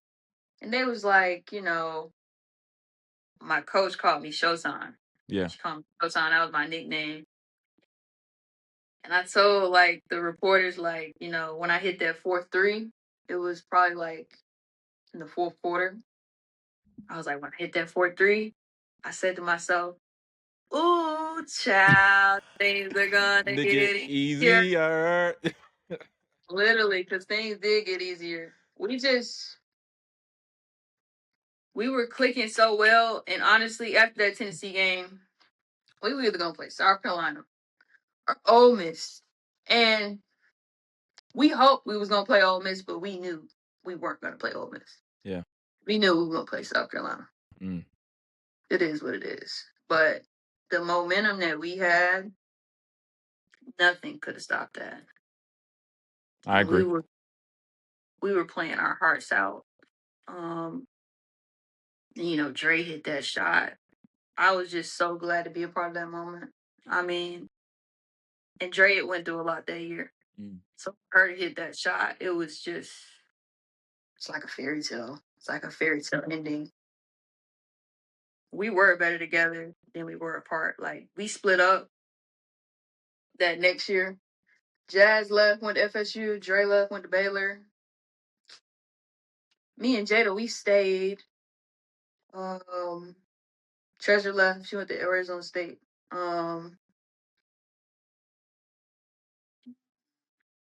Well, I think Jazz could play because she was a grad transfer. Mm. Dre couldn't. She had to sit out. Me and Jada, we stayed in Kentucky, but we didn't really do that good. Mm. I mean, we had some good pieces come in. Maddie came in from Oregon. She was pretty good. I enjoyed playing with Maddie. And but we didn't really do anything, you know, not as far as last year. Mhm. You know what I'm saying? We won SEC championship last year. That team, that next year, that Kentucky team was nowhere near that. Mhm. Nowhere. Nowhere near that. Um, we went our separate ways and you know. Yeah. Yeah. I know you're not a big what if person, but I just hearing you talk, it that's why I asked, like, what if y'all had one more year together? And I think, I wish y'all would have had a full season healthy, together. But like you said, it's very impossible seeing you guys lose, or it's very difficult to imagine you all losing a basketball game when you all were at 100% your best, you know. Um, but I that brings me to the transition, and for the sake of time, talk very briefly about your career in Spain. You playing professionally? Was it Celta Baloncesto, the Spanish professional league? Um, Talk about that time playing in Spain. Talk about the adjustments you had to make from being in Auburn and Kentucky and traveling all across the world, being in Spain. Like, what was that experience like for you? Celta Baloncesto. Sota, Um, okay. yeah, Spain was crazy, man. What? It was crazy, but it was good. Um, well, I will say this: the fans in Spain, specifically Celta, those fans are so intense. Wow. Like they could bring drums to the game. They could bring like all kinds of things that can make noises. They are into the game. Mm, Like you make a layup, ah, yeah. you know what I'm saying? And like don't and then if you hit a three, they really going crazy. Like they are locked in to the game. Like they are dialed in. Sometimes like you see the NBA games, we come to get the food and eat and have camaraderie. We're not really into the game for real. They into the game. Like they are into the game. I really did like that. Very good energy over there. As far as difference, you know, when you play for a D1 team, you're gonna get showered with gear. Everything's gonna be at your feet. Like overseas, I mean, it depends on what team you play for too. Like we got gear, but just not as much as I would get at Kentucky Mm, or Auburn. yeah. Stuff like that. The language barrier, that was the thing. I was learning Spanish for a time. I kind of slowed down though. I'm not gonna lie. But I had to learn Spanish because I rode the bus a lot, Mm, which honestly I did not mind because I saved a lot of money mm, doing that. And I'm not gonna lie, I had, an outlet out there. You gotta have your outlets. I went to Zara every week. mm, mm. Every week. And because it was cheap. Because overseas the stuff is cut in half, Yeah. as far as Yeah. prices. And so like every week I went to Zara. Wow. In Zara, cada semana. That means in Zara every week. Every week I was in Zara. Trying on stuff, buying stuff. Like I did take advantage of like the low prices. It was fun though. I mean, it was different because like I don't know, I feel like you practice longer for like Kentucky or Auburn than you did as a pro. As a pro, you did not practice that long. Mm. You see what I'm saying? Like we probably max practice like 2 hours and 30 minutes. We didn't go over that in Wow. Spain. Yeah. I mean, you could like still shoot around and stuff after that, or but like we did not. And I will say this. Now this is different. We did 3-on-3 more than anything, Mm. which was weird because we play five on Five five, five on but five. Right.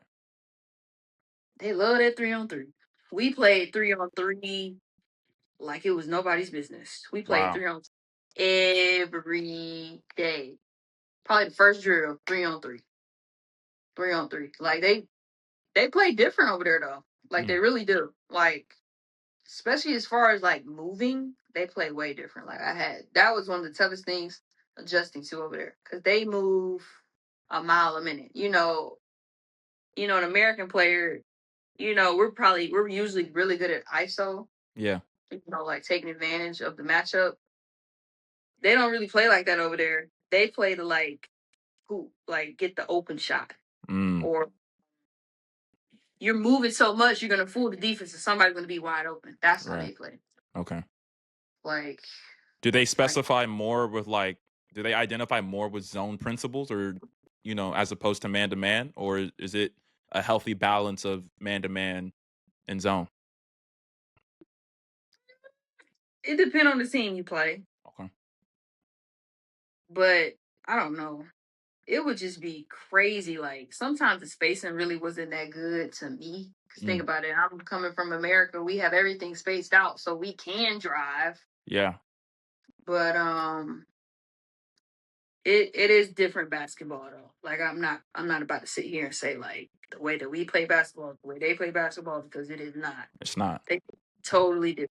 They do different types of screens. They can move a little bit on their screen. Like they don't always have to be set. Like it's crazy over there. And like the fouls over there are not the fouls over here. Like you know how like you can't even handshake anybody over here? Yeah. Over there you can get it all up in your grill. And they not Wow. gonna nothing. Like it's an adjustment. Do you think that so you look at a guy like Luka Doncic, right, who's a Euro League MVP at 16 years old.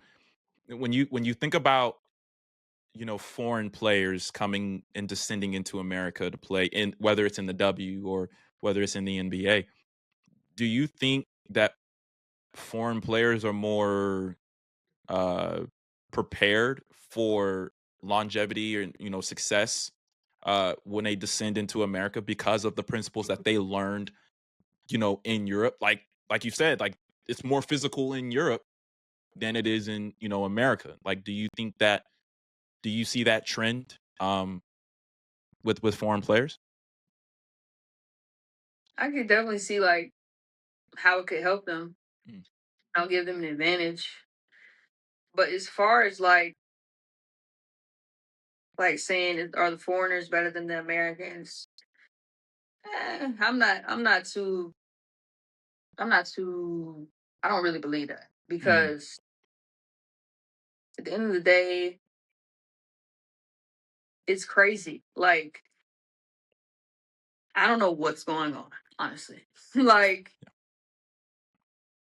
like now NBA, WNBA, they want the foreigners. But guess what? Over there, they want the Americans. Mm. It's like, what's going on? You Mhm. know what I mean? Like, and then I think about like somebody like Tatum or Luca. Who would I rather have? And the answer is Tatum because he can play on both sides. You're right. Honestly, like Yeah. Luca is a scoring machine. Don't get me wrong. I saw him hit like 32 points and a half not too long ago. But it's like, am I really gonna say Luca is better than Tatum just because he can score the ball really, really well? Like, what would I would rather have a two-way player. Because at the end of the day, Luca could get exposed on defense, and you gonna lose. It don't matter if he hit 50 points. Right. You know what I'm saying? Right. So I'm not really high on like the international players are better than the American players. At the end of the day, overseas they want us. Mhm. It's like a trade off. I mean, I don't know what's going on. I'll be honest, I don't know what's happening now. Like I don't know. I think like Luca them, they different though. Like there's like as far as like the best international players like Nicola, Luca, like they like the top of the top. Like they like anomalies. Yeah. Like they Yeah. don't have a lot, but like is the average overseas player better than the average American player? I mean, how can you really know or Mhm. tell? I mean, you know what I mean? Right. Like, because honestly, like when I was over there in Spain, some of those girls had zero IQ, none. I'm like, that's the decision you're making. You know what I mean? Like, but I know Luca would never make that decision. You see what I'm Mhm. saying? Like, but Luca on a whole nother level. Yeah. You know what I'm saying? So Yeah. it's like, people saying, we need to get more international players, but they're over here saying we need more Americans. American. It's a mess. And it was funny because, like, on that Spain team, I was one of the best players, Mhm. but the style of play that they played, the system that they had, I wasn't one of the best because the Mm. system, it didn't really fit my skill set. Right. You see what I'm saying? Thing is, you can be the best player, but if you don't fit in that system, what good are you? You know what I'm saying? It's Yeah. like, so I don't know. I don't know. Mm. I'll be honest with you. I Mm. really don't know. Cause defense is a thing too. Like, I'm watching the NBA now and it's kind of turning me off. And I love the NBA. Mm. We got people hitting 50 like every night. Like, what? Yeah. You know what I'm saying? Like, it don't even feel right no more. Like, it don't even feel good. Like, I don't think it's doing the game any favors. But maybe they scoring 50, so the gambling thing, gets swept under the rug or whatever. But Nah, that's crazy, bro. yeah, maybe that's why. You know what I'm saying? Yeah. But like Yeah. nobody's supposed to just go out there. Okay, no Tom, Dick, and Hank are just supposed to go out there and score 50. You see what I'm saying? Like 50 is like the elite, or you're just playing that good. Yeah. 50 is supposed to mean something. It's like 40 is nothing nowadays. Yeah. 30 is like 20. Cause nobody's playing any defense no more, man. It's ridiculous. Yeah. Like, and honestly, it's because a lot of people are shooting way too many threes. Yeah. I think the analytics have definitely taken away um the I don't want to say that hunger that I see from some players, but nowadays the NBA is constructed to where if you can't shoot, you can't be in the league, you know? And that's why we see so many big men taking threes now.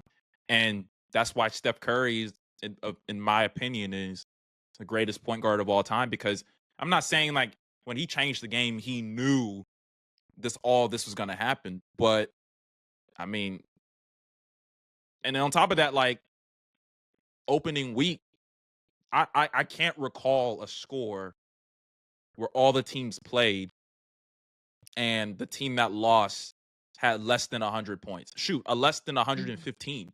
You have Wow. you we got teams losing with 125 plus points. My that's a number that you should be winning if you have 125 points. But the new uh the new environment, so to speak, is that if you do have, there's no guarantee that you win if you have 130 points. And like you said, like I don't think defense is stressed nowadays because you know everybody is shooting threes now. So um so yeah, what would you change uh if you were in an executive position at in the NBA or in the W? Like what would you change so that people, the consumer of the product, can truly enjoy uh the game itself? And I really don't know. The game has changed, like you said.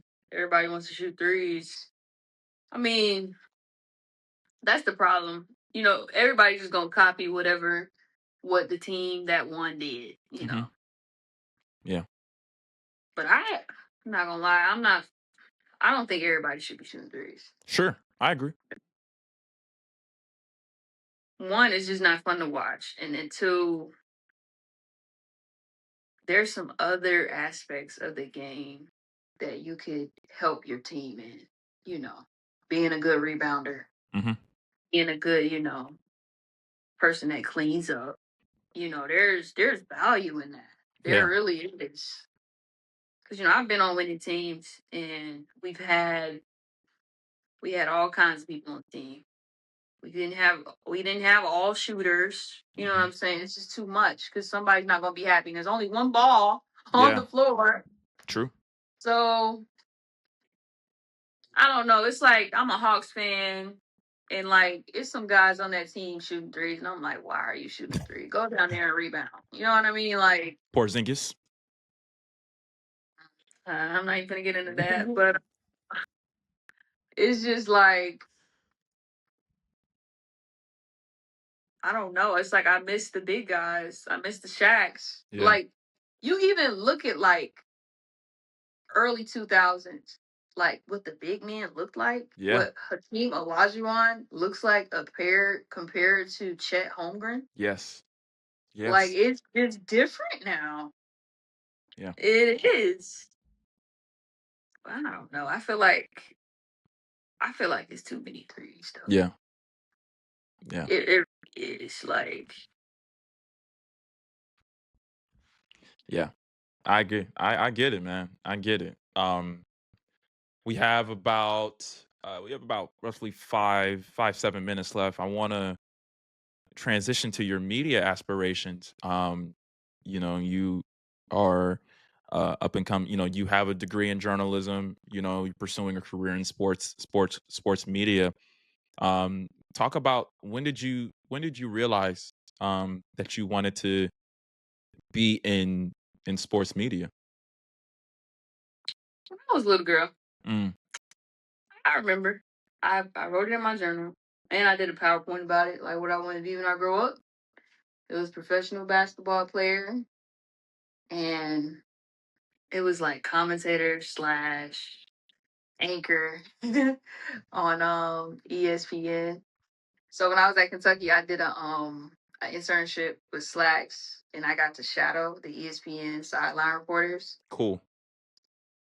It was fun, but I realized I do not want to do that. I need to be in the studio. Mm, mm. I'm like, put me in the studio, baby. I'm not going to be running around doing all that. Yeah. So I definitely want to be an on-air talent later, though. Later, Mm, I gotta have a little money to me. I mm, gotta I don't have enough outfits. I only got 4 good suits. You know what I'm saying? I don't. I can't be an on-air talent right now. I ain't got what I need. mm. I I ain't feel got you. what I need. Yeah. So definitely later in my life, I'm definitely gonna try to be an on-air talent. Cool. Yeah. Do you want to be a color commentator or a studio host, or a studio analyst or a sideline reporter? I know I definitely want to be in the studio. Okay. Probably an analyst. Probably an analyst. Okay. Probably like breaking down the game, giving my perspective on some things. Or I might be a good host, to be honest with you. Yeah. Like I'm not just gonna limit it to basketball. You know Sure. what I'm saying? All kinds of sports, or even like if it wasn't sports. You Yeah. know, I think I got a little bit of the gift of gab. So Yeah. I'll probably go down that avenue. But I told you I gotta get my wardrobe game up. I gotta get right. I only got one pair of gym shoes. You know what I'm No, saying? I I need a hear you. lot more. No, I felt that. I felt that. I mean, you could do softball. I know you said you have you played when you were little. So I mean, get Jessica Mendoza, on the phone, talk her ear off. Ask her for some connections that she may know, or hey, I play softball. Like, get me in the studio. I could dibble and dabble in whatever sport you want me to. But if it's not basketball, I could definitely see you doing softball, or I mean even football. I think you look like you like football. I like football. I do. Tough, tough. I like that. Um, so my last question, because I do not want to keep you long, man. Um, when it comes to your career, as you're pursuing a career in sports media, how have you leveraged your career as a player? Your journalism background, your own brother, Inky Johnson, who is a world renowned, motivational speaker, um, and helping you to be a leading voice, in this industry. How have you leveraged those components and others? Well, it's easy to, say that, I was a student athlete, right? But I also did something, as a student athlete. Yeah. That's the thing. Like, I have a different perspective on like what's going on because I always know it's always something else going on that don't nobody know about. Right. Right. you know. So, some people think it's just black and white. No, there are some gray areas Mm. when it comes to sports, you know. So definitely I always give my perspective on that. Like I've been here before. I can kind of tell what's going on or I might know what's going on, you Mm. know. Cuz when you play sports, you're just exposed to so many things, even like real life examples Yeah. getting taught through sports. And my brother, I got to shadow him while he was doing his podcast. I think it's called Serendipity. Yeah. I got to shadow him because he tapes at his house. Mm. I got to shadow him. I came by for like 2 shows, talked to some people. I was behind the camera, like looking at the angles and just how they would do things. So yeah, thankful for that. Um, I mean, I am a really good storyteller. Mm. That's what I feel like. That's the main thing that I pitch to people. Like I know how to tell a story. Mm. I've been telling stories since I was a little girl. It's crazy. Like I've gotten an A on telling a story on like a family tragedy that happened. Wow. But it ended up being good. Like it wasn't Yeah. Yeah. Yeah. like it had a good ending. Yeah. For sure. so For sure. that's the main thing that I pitch. But being a basketball player, being on all of the levels, that helps too.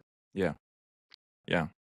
What when you were studying journalism, um, as you're pursuing your career in sports media, when you were studying journalism, what were some things that you learned um about the craft that you know you didn't really know that journalists go through X, Y, and Z when they're, in the studio or when they're behind the microphone? Because, I know we have a lot of the athlete to analyst pipeline is big. Um, but I have noticed that there is always a need for journalism. So when you were studying the craft and you were studying storytelling and things of that nature, and when you talk about storytelling, it's something you don't really need to study because like you said, you are a very good storyteller. But when you were studying journalism, what was something that you learned that you're gonna need a little bit more than experience on the field, on the court? Um, yeah, like what was some of those things that you learned? Probably organization. Mm. You can't be all over the place. Like when you're telling a story or you have a piece or a segment, you got to be consistent, concise. Especially like I had a class where we did multimedia storytelling Yeah. and you had to build a story from the ground up, but you had to be like really conscientious about what you were doing. Like you can't say something and then basically like you can't be redundant, you Mm. know. You know how you say something and then you got a board saying the same thing? Like, no. Like it's either one or the other. You know what I Mm. mean? Yeah. Basically stay on task, have an agenda. Um the way you put stories together, transitions, like you always gotta have a good transition. And try to be very concise. Like I had this feature class and my teacher at Kentucky, he really did teach me some things. like as far as telling the story. Even though the feature class, it was long, like we created stories on Premiere Pro Yeah. for like 20 minutes, 15 minutes. But he helped me to where I had on the timeline, it was 30. We got it down to 22. You Mm. see what I'm saying? Like it was very good feedback and ways to tell the stories, ways to ask questions, you know, Mm-hmm. things of that nature. Um, I mean, that's what you learn in journalism, and you got to have different perspectives. You Mm. can't just have one perspective. Yeah. You just can't. It doesn't verify what you're doing. You know what I mean? It's not going to seem real if you're just hearing one side of the story. You got to Right. hear a bunch of sides of the story. Yeah. No, I concur. When I interviewed Naya, she said the same thing. Not being in echo chambers, and it's not to say that you shouldn't be standing up for what you believe in, but I think having that opportunity to hear other people's perspective before making a conclusion on that individual, I agree with. I couldn't agree with you more. Last question. Uh, Tell us a story. What's one of your favorite stories to tell, man? It could be about anybody. You said you like to story tell, so I think it's fitting that you know, um, as a guest of this show, the floor is yours. Please understand that you are more than welcome back on this show as well. But we're gonna get into that after you tell your story. But uh, tell us a story, man. What's one story that either gets people in their feelings, it gets them laughing. Because I've been laughing a lot this episode, just from the way you've storytelled, your experiences in high school and Riverdale, like even in the pros and the whole nine. But yeah, man, tell us a story. The floor is yours.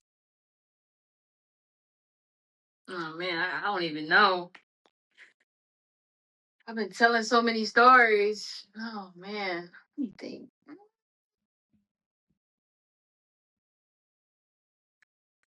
Let me see. I know you know one.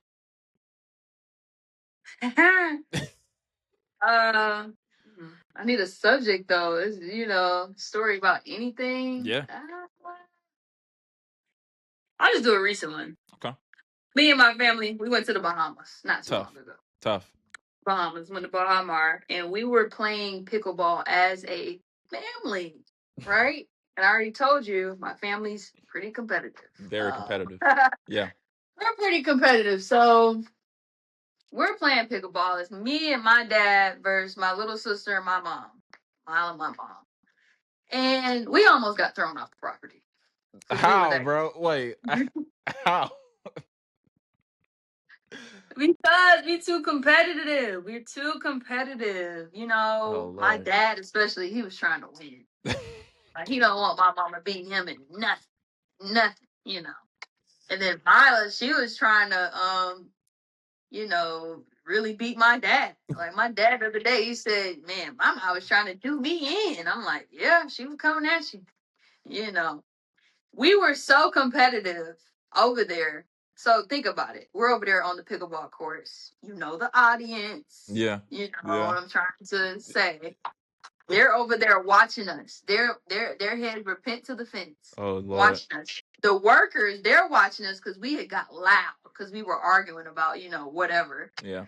And so the workers, they were looking at us, laughing at us, saying, this is the most entertainment we done had in a long time over here. So after we got done playing pickleball, this is like 8 hours after getting done playing pickleball, 10 hours. We went to the pizza lab. And this man came up to us, this short man. He was like, "Gotta know who won the game. Who won the game? I had to leave. Who won the game?" And then later, somebody else came up to us and was like, "Y'all have got to be the most competitive family Oh. on this property." Like, people were trying to find out who won the game 10 hours later. It's crazy, But they man. were locked in because we were locked in. Yeah. We was really playing, and it was hot out there too. So Woo. I ended up getting a tan. I had like a farmer's tan a little bit. out there playing pickleball. But yeah, that's usually how things go in this family. We Tough. be cutting up, arguing and stuff because we just trying to win. Yeah. No, I mean, I listen. I love it, man. I love it. I can imagine. Like, do y'all play Uno or y'all play spades or like y'all play any like board games? Because if y'all get competitive playing pickleball, now I know them card games. Friendships end over some Uno, Robyn. I'm one of them. I'm one of them. I have to ask. I know y'all get competitive at board games. So we played this game called Roomy Cube. Oh It's Lord. a board game, but it's not your average board game. You got to be Okay. able to think. And so the last time we played as a whole family with my dad and my mom, Mm. me and Mila, me and Mila, we had won first. So it was my mom and dad. Like we like, oh Lord, whoever win this game, they gonna have all the bragging rights. Da da da da da. Wow. And so my dad is used to winning. Uh huh. He is. He's used to winning. So my mom had won the game. Ooh, she didn't let them. She didn't let him hear the end of it. Didn't let him hear the end of it. And then she poured some water on his head. No way. Yeah. So like, we're never playing room cube as a family again because that. Wow. Wow. That's crazy. How did your dad? No, what I want to know what your dad's reaction was. He was mad, but my mom was laughing. It was pretty funny. Not gonna lie, because I'm gonna be honest with you. My dad, when he wins, he makes you feel really bad. You know what I'm saying? Yeah. Like he likes to twist the knife a little bit. So my mom, she was just getting her lick back. So yeah. So when your mom poured the water over your dad's head and she was laughing about it while your dad is like irate, that's 10 out of a 10 rage bait, man. I ain't even gonna lie. I don't know what I would have done in that situation. I probably would have leave. I probably would have left. I ain't even gonna lie. Cause pour water on me. You probably will never hear from me again. I ain't gonna lie. But that's true love though. Because the fact your dad, because like you said, like if you dish it, you got to be able to take it. And I mean, when your mom poured water, I was like, oh, I don't. But Roomy Cube, I'll definitely look into that because my girlfriend and we're very competitive and we get into some arguments over Uno as well. So it's like that for real. So, but yeah, Miss Robyn, we are right at almost the 2 hour mark, but I appreciate you for taking some time to speak with me. Um, Please know you are a friend of the show. And so if there is ever, you see something on television and you want to vent about it, with NBA, WNBA, college basketball starting now actually. If you want to dissect, a play, please come on the show, man. Real talk. Because I really want to. I do NBA content, but I kind of want to break out into college basketball content as well. So please, man, you are more than welcome to come on this show. Thank you for your storytelling. Um, you know, every time you answered a question, you took your time. Like you wasn't rushing none of that, and I really do appreciate that. Especially from guests because it's like we on your time. You know what I'm saying? I got all day. Like I'm good. So is there anything else you love to say? You love um to add? Again, Nah, floor is man. floor is yours. Thanks for having me, man. It was nice going back down memory lane. Yeah. No, for sure. For sure, man. Like I said, you are a friend of the show. Again, if you ever want to come back, please let me know and we'll coordinate a great time for you. But until then, ladies and gentlemen, please don't forget to like, comment, and subscribe to Go Times YouTube channel. And you guys stay safe. God bless you guys. Again, thank you, Robyn, for being a part of the show. Love. For sure.